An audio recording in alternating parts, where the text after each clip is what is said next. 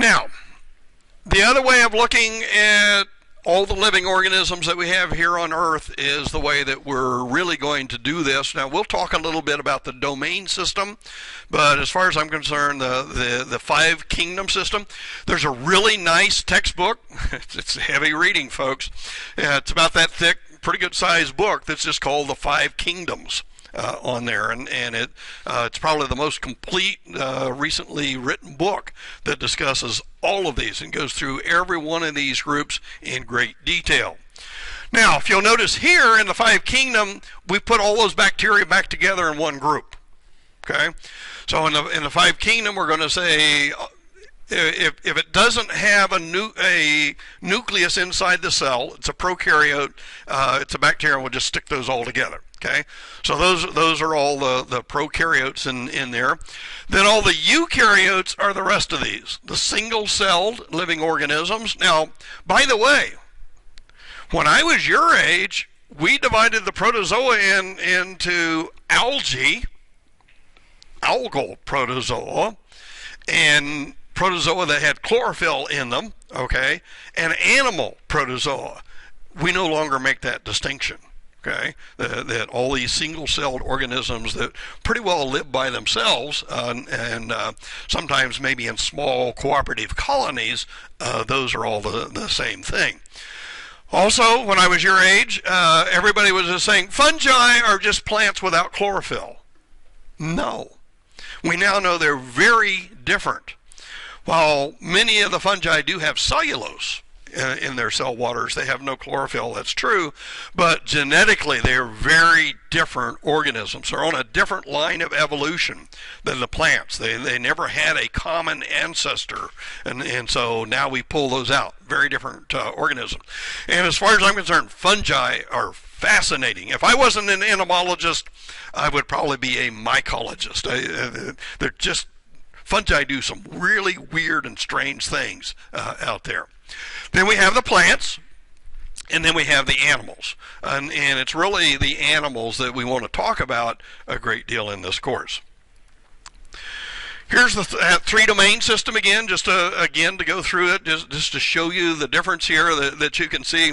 Now the bacteria, as bacteria scientists would say, are now given their rightful due in life, and stick all that other stuff over here in that third domain.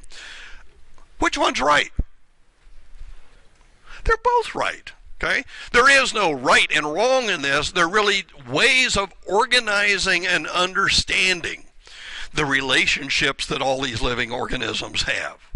And as a matter of fact, who knows? In another 20 years, when we discover there's a new form of life on some other planet, we may need 4 domains at that time. Who knows? Okay? It all depends on the knowledge that we have, the data that we have, how we use it. To show you a phylogenetic tree of using the 3-domain system, this is how they take a look at it. As you can see, here's the bacteria, the normal bacteria over here, then these bacteria of extremes, and then the plants, the protozoa, the fungi, and the animals over here. Now, do you notice anything odd about this tree? What this tells us is that all living things had some kind of a common ancestor. That then divided off into the normal bacteria and the bacteria of extremes. And then the line that had the bacteria of extremes produced, holy moly, the nucleated organisms. We're more closely related to bacteria that can't breathe oxygen than we are to bacteria that can breathe oxygen. Boy, that grates against me, okay? But I've seen the data, and the data on the molecular genetic analysis indicates that this is the logical way that all the shared genes that these have. We have more shared genes with the bacteria of extreme than we have shared genes with bacteria, the normal bacteria. That's all that's saying. Wow. Oh, and look at the top of the tree.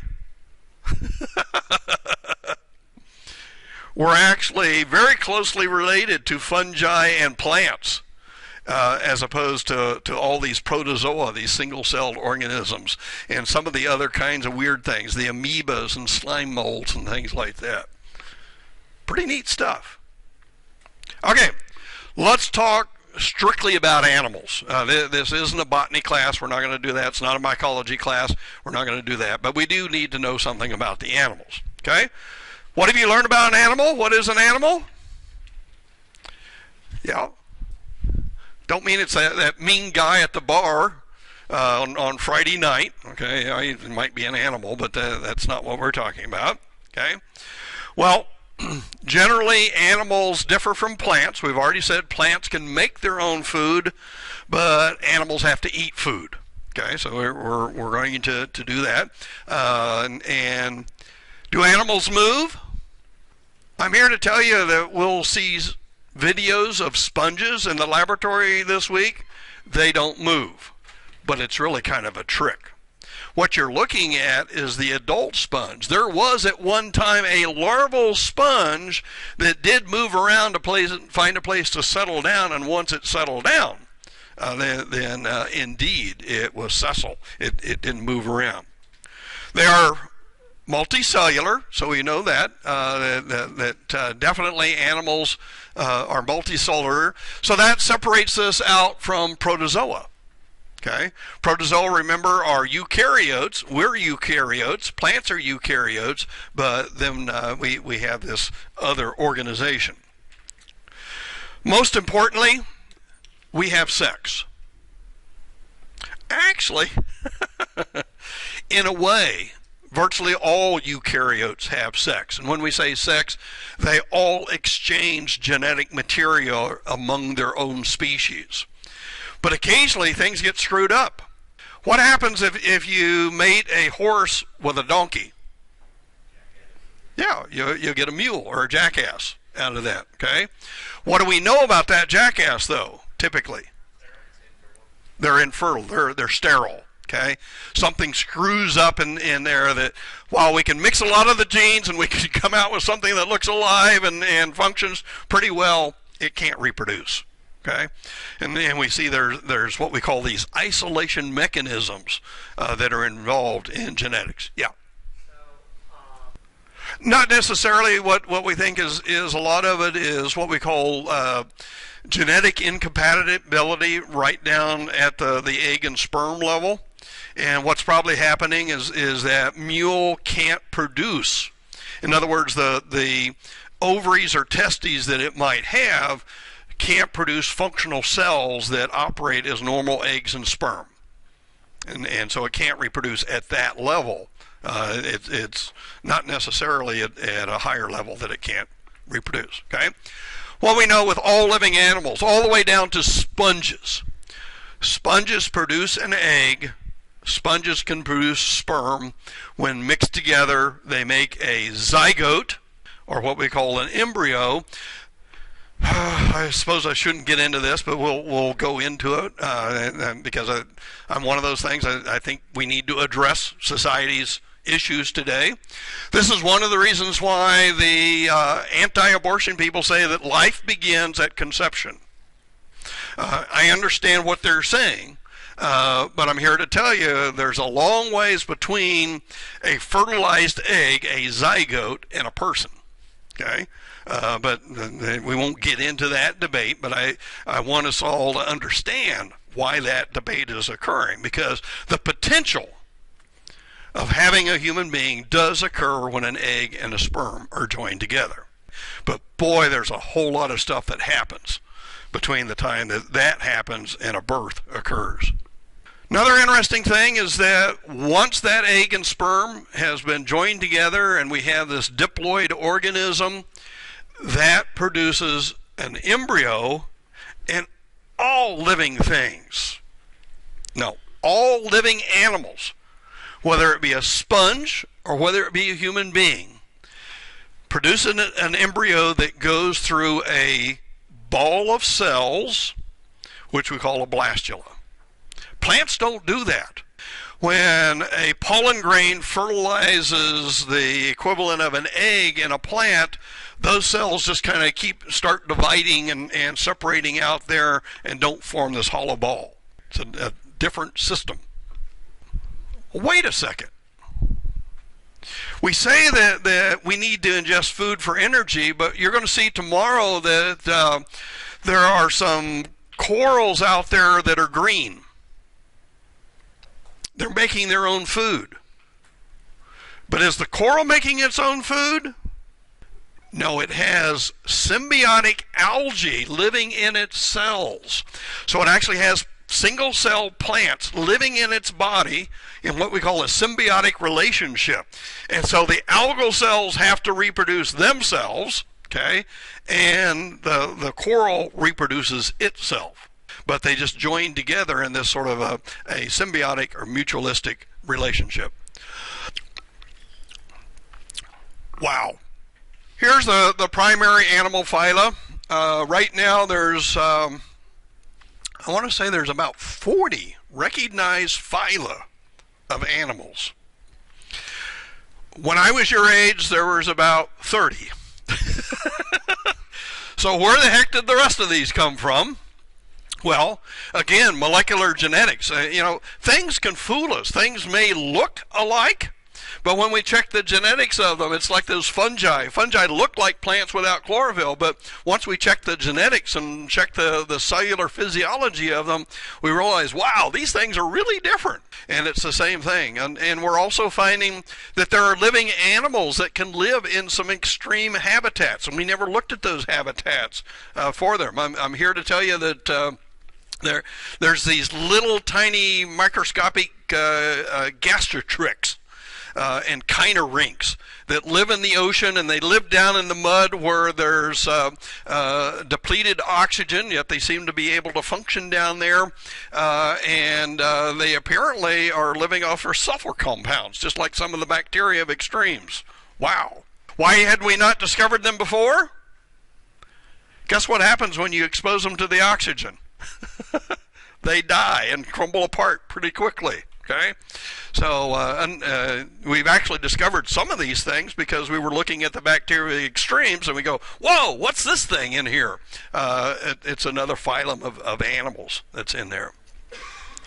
All right, I know this is really boring to a lot of you, but to me, biologically, this is important stuff. You need to understand where you come from and how you got to where you are, and so remember that we indicated that all animals produce eggs and sperm. When those are joined together, that is forms what is called a zygote. So the zygote is nothing more than the cell that has both the mother and the father's genetic material now combined. Once that starts to divide, now we're talking about an embryo. And so, we can have a 2-celled embryo, and then that's going to be a 4-celled embryo, and then that's going to be an 8-celled embryo. But eventually, things are going to get asynchronous in those cell divisions, so they won't always be the same number of cells in there. But in essence, what's going to happen is there's going to be a ball of cells that is formed, and that ball of cells is called the blastula. And as I indicated to you before, fungi don't do this. Plants don't do this. Only animals do this. Now, here's the problem. Were you a blastula at one time? Yeah, at one time you were a blastula.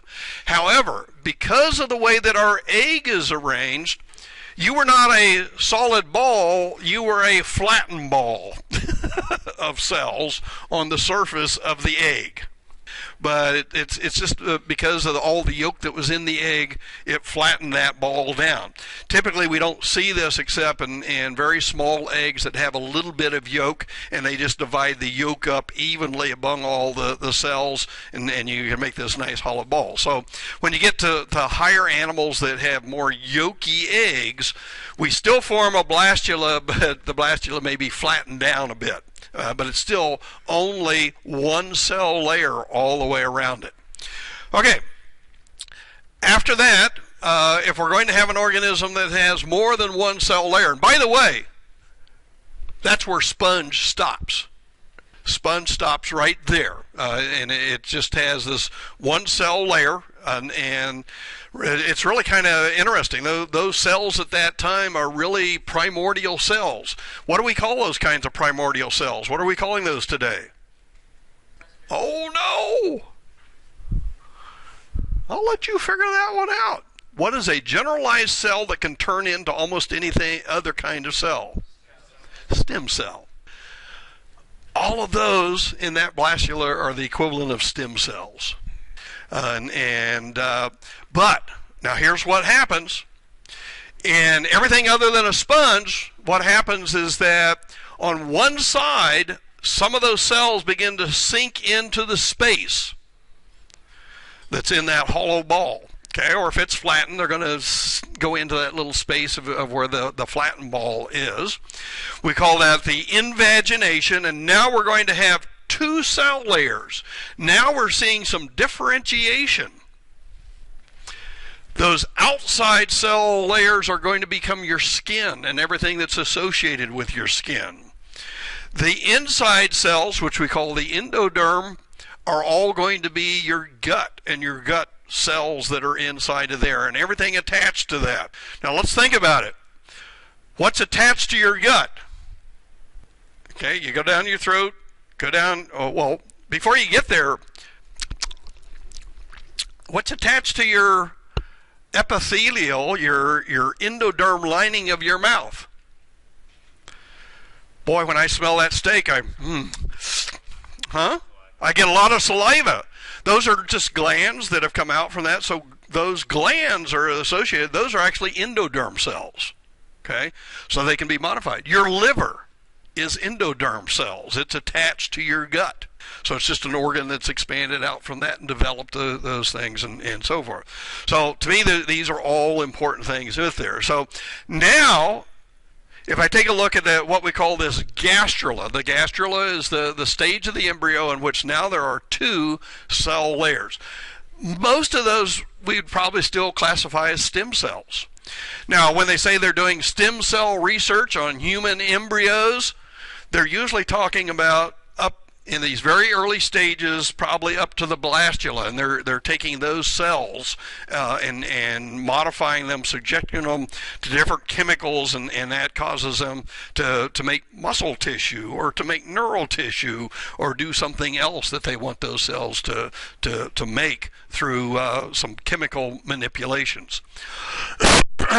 When we get to this one, what we're talking about now, tomorrow and on Thursday, we're going to see Hydra. We're going to see sea anemones, and we're going to see things like jellyfish. Those are, in essence, gastrulas. Now, what that means is that they're going to have a mouth, but what do they lack? Well, we actually call this this cavity is going to be the gastrovascular system. So food goes in, but where does the waste material go? There's no anus. So they have to regurgitate the undigested material. So your mouth is your anus in that kind of an animal. Now, eventually, what happens is that there are cells that bud off on the inside and make a third layer, and we're going to call that the mesoderm. What is your mesoderm? Your muscles. Most of your muscles are mesodermal in origin. Okay. Now, we'll take a look at some primitive animals. We'll hopefully right after class I'm going to run over here to the Old and Grungy River and see if I can get some planaria. That planaria is this first one up here. It has 3 cell layers, ectoderm, endoderm, and has muscles in it, the mesoderm. Yeah. So We'll just hold on to me. We'll talk about that and just I'll show you. There's actually 2 ways that a gastrula buds off cells to make mesoderm. And I'll show you that here in just a second. Stay with me. But let's just assume that it's happened. We now have 3 cell layers. I've got the gut lining, I've got the epidermis, the outside lining, and I've got my muscle cells. Now, if those are all hooked together with no space in them, That means that I don't have a body cavity, and the technical name for a body cavity is a coelom. So without a coelom is acoelomate. And there are some animals that are acoelomates. The flatworms, the flukes, the tapeworms are acoelomates. Some other animals, a little bit higher up, things like the nematodes, the roundworms. If you look at them, it looks like stuff is kind of floating around inside their body. There's a body cavity that things are moving around in. But what we find is that only the muscles line the outside, the ectoderm. Okay, there's no muscle lining of the endoderm, so they have a true body cavity now. Okay, but we call it a pseudocoelom. And then finally, the upper animals, and this would include earthworms, snails and slugs, arthropods, the insects and the arthropods, and us. These are ones in which the mesoderm lines both the ectoderm and the endoderm. Okay? Yet there's a cavity between those two layers. That's what's called a true coelom. Why do we have a coelom? It makes it easier for things to move around. You become much more flexible. If you think about it, that acoelomate, that's just a solid mass of cells. Okay, so it's a little bit more difficult for things to move around inside that kind of a system. And actually, I had some operations a few years ago, and it was great knowing that I had a coelom. I had laparoscopic surgery. What does that mean? Well, they make a little Band-Aid slit up here, and they stick a tube in there and blow my abdomen up with air. And since there's a cavity there, it blows up like a balloon. I'm sure I look like I was pregnant on the operating table. And then they stick another little probe in there that has the little microscopic scissors, and another one with the laparoscope or the optics, and they went in there and did some work on my intestines, sewed it all back up and pulled it out. And I was up, back at work the next day. Holy crap. And they could do that because I have a coelom. They could blow it up, make space to do this operation, get out of there.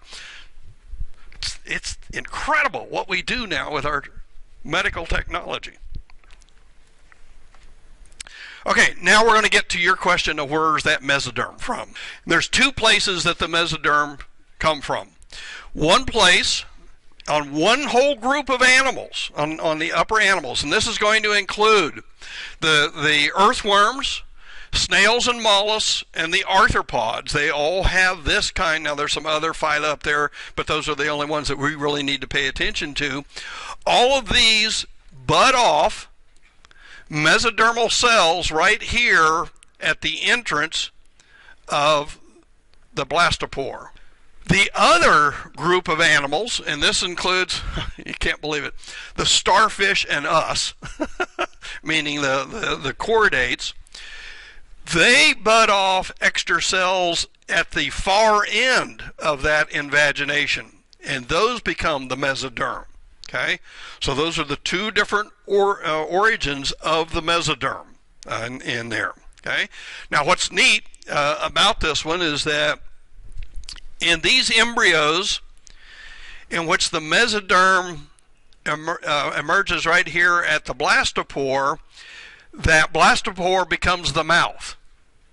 And then when this endoderm reaches the ectoderm over here, it breaks it open, and that becomes the anus. So, in earthworms and other worms, in mollusks, snails, slugs, those kinds of things, and the arthropods, the mouth is the original blastopore. In us, it's just the opposite. So an earthworm's mouth is our anus. Wow, that's kind of weird, but that's the way that these evolved out and developed. Now that leads to other funny things that go on. We're going to find out that the nerve cord of an insect runs down its belly. Where does our nerve cord run? Down our back. It's part of this orientation. By changing that orientation, it basically flipped the organism. So it leads to some of those kinds of weird things that we'll see as we go along here.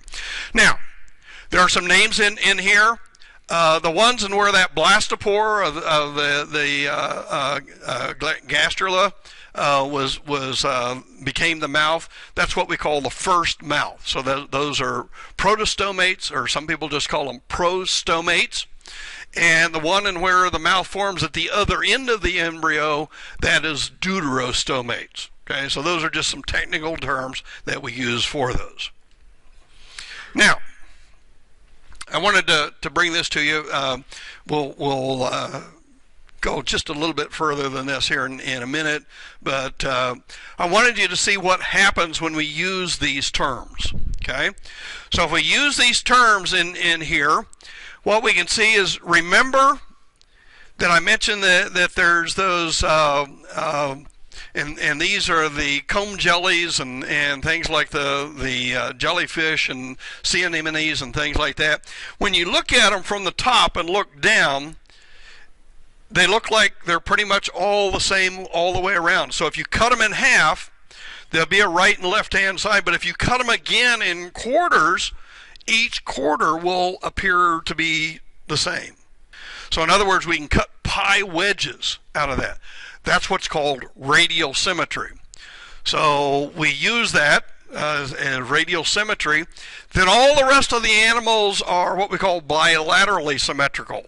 Okay, you can cut them down to, oh, wait a second. Is a starfish radially symmetrical or bilaterally symmetrical?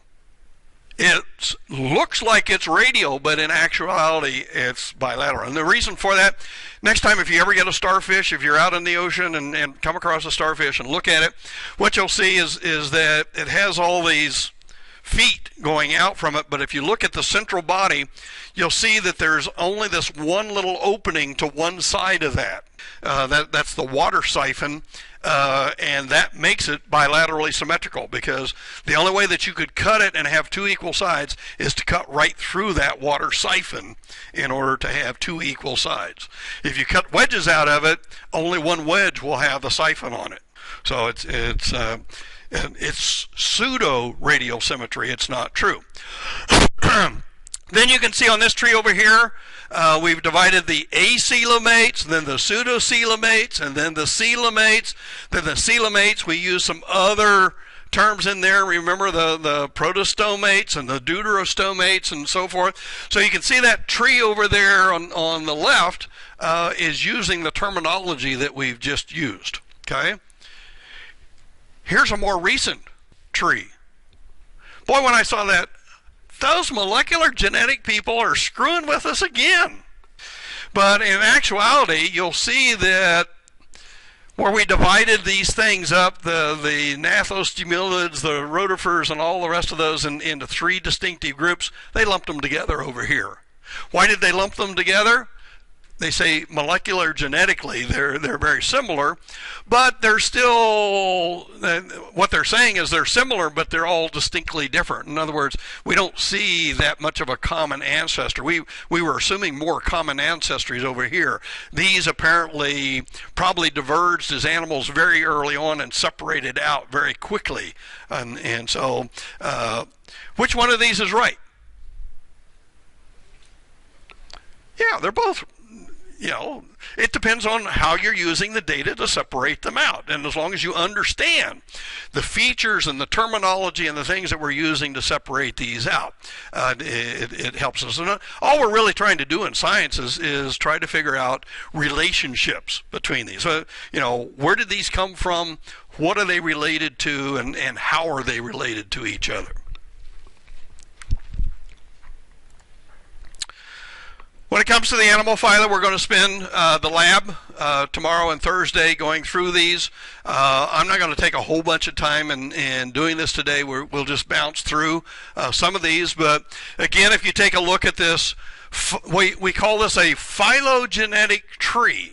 And what we assume in biology is that all living organisms came from other living organisms. And over time, those living organisms developed a little bit differently. If you want to use the term, they evolved. And so what we're doing here is we're using some of those terms that we talked about here. Is that, notice there's that radial symmetry versus bilateral symmetry. Having no body cavity versus having a body cavity that is either a pseudo-coelomate or a true coelomate. And then we're talking about first mouth and second mouth. So as you can see, that's the way, if you put all that terminology together of how these animals relate to each other, this is the kind of division, this is the kind of tree that you end up with.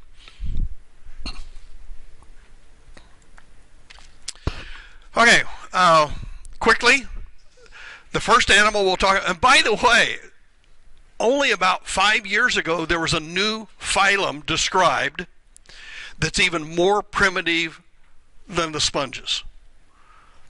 I had seen this animal for years. I just thought it was some algae growing on the side of my saltwater aquarium. But people who grow saltwater aquarium, when I describe this, I say, you've all seen this. You'll see this sort of an orangey little patch that looks like some algae growing on there. It's a little bit thicker than you would normally expect the algae. It's a primitive animal, we now know. How did we find out it was an animal? Somebody scraped it off and checked the genes and said, whoa, wait a minute. And now some people have studied it. Guess what? They make sperm and eggs, and they join together and make an embryo. Okay, so there's stuff to be discovered out there even today, folks. You just have to look and understand what you're seeing. Okay, when it comes back to this porifera, remember that these are animals that basically have only one cell layer in there. Okay, now I know it looks like more than that. These are undifferentiated. There's some early experiments that were really bizarre. People learned how to rear some sponges. They took sponges, threw them in a wearing blender, put all the cells back in the tank, and guess what happened? The cells clumped back together and made new sponges. Wow. So sponges are basically primarily undifferentiated cells. Now you will see that depending on their location, they have the ability to change their form. So some of these cells will be ciliated cells. Many sponges will appear green or yellow or orange on the surface. So there may be cells on the surface of the sponge that are serving as hosts for symbiotic algae that are photosynthesizing. And so the sponge is providing the algae a place to be exposed to the sun. The algae is giving the sponge some sugar, some carbohydrate from what it makes. Okay? Neat kind of stuff. We'll also talk, I'm going to go see if I can get us some Hydra.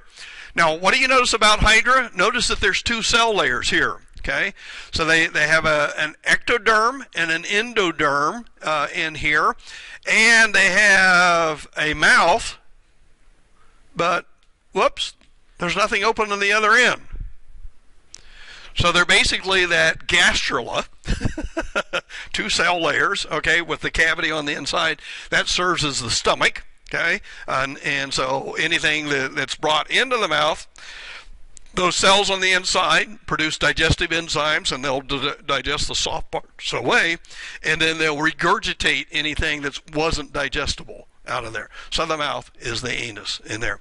We'll also learn that the Cnidaria have what we call nematocysts. These are special stinging cells.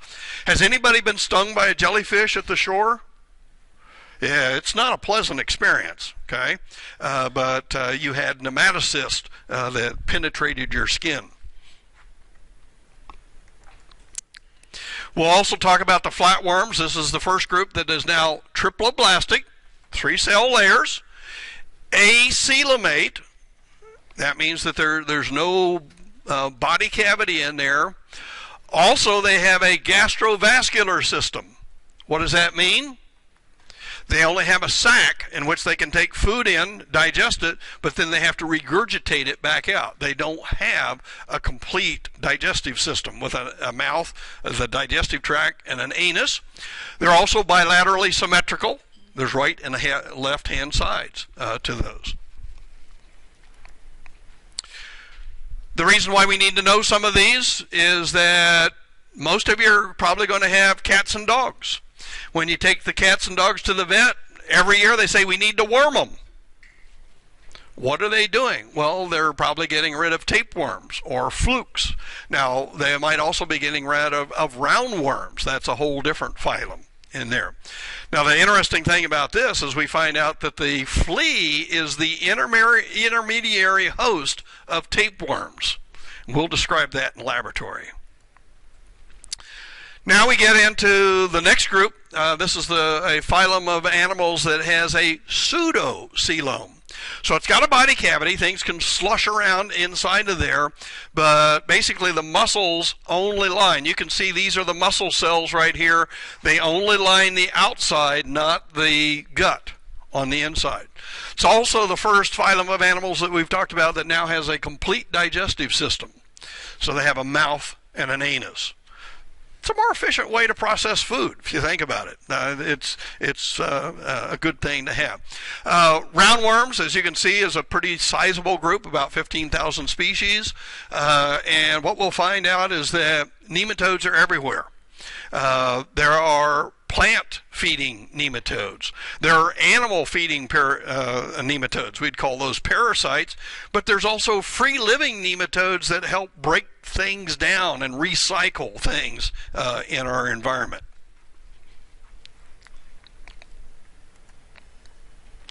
Now, again, just to remind you, we have two groups of animals that have a true coelom, those that we call the protostomates and those that are the deuterostomates. And the protostomates are going to be our mollusks, the clams, snails, things like that, the annelids, the worms, the annulated worms or segmented worms, and then the arthropods. And then over here, the deuterostomes are going to be the echinoderms and chordates. Now, let me also point out, there's more phyla. If you remember that other phylogenetic tree, there's a whole bunch of other names in there. There's more phyla on both sides of this, but these are the major phyla that I think you should be aware of. The earthworms, why? I can tell from that picture that that's a protostomate. Where's the nerve cord? See that yellow thing running down its belly? Protostomate feature. If it was running down its back, I'd go, whoa, that's a weird earthworm, okay? Because that's more of a deuterostomate feature.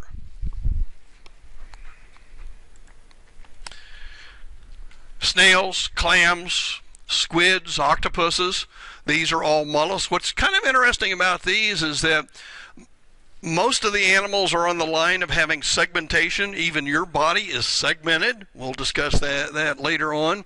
But when it comes to the mollusks, they have secondarily lost evidence of that segmentation. There's actually a very primitive mollusk that's still with us today that you can see that segmentation, but all the rest of them pretty well have lost it. This is kind of a fun group. We'll get into these. A lot of the mollusks are food items. People like to eat. Escargot. I'm going to France here at the end of September and hope to have my first French escargot. I like eating clams. I like eating scallops and calamari and all the rest of it. It's a group I really like. We're going to spend a lot of time on the arthropods. Remember, the arthropods have an exoskeleton. This exoskeleton has to be molt or shed on a regular basis. They have segmented bodies. They have a ventral nerve cord. Okay. Then finally, the echinoderms. These are, and the name itself, echinoderm, means plate, skin. And what they're talking about is that these have all these little calcium carbonate plates in there, and they're all kind of joined together with some muscles, a very slow way to move around and so forth. They also have what's called a hydrovascular system on the inside. So they've got a body cavity, but they move a lot of oceanic water around in that to move their what we call tube feet. They're really bizarre. I don't know if you've ever had a sea urchin or a starfish crawl on your hand, but it's a pretty weird experience because all those little tube feet are coming down, sucking on their skin, moving themselves around in there. We'll see some more videos of that. And then finally, the chordates. Now, the reason why we call this the chordata is that molecular and genetically, they're very, very similar. Okay, and the one thing that they have in common is that they have what is a cartilaginous rod that runs down the back in the embryo that coats the nervous cord, and that's called a notochord, and so that's where they get the name chordata. Now, when you were in an embryo in your mother's womb, and what I call the tadpole stage, you had a notochord. But as you develop that, notochord developed segmentation, and that became your vertebral column. And so we have some primitive ones, these urochordates. Those are ones that just retain that little cartilaginous rod. We have the cephalochordata. These are ones that are developing a more anterior capsule for keeping the brain. And then we have the true craniata. Those are the ones that have a head with a cranium, and the brain is located in there. And usually it's in a cartilage capsule, sharks, or it's in bone capsule, fish, mammals, reptiles, birds, and you. We'll continue on with this tomorrow and Thursday.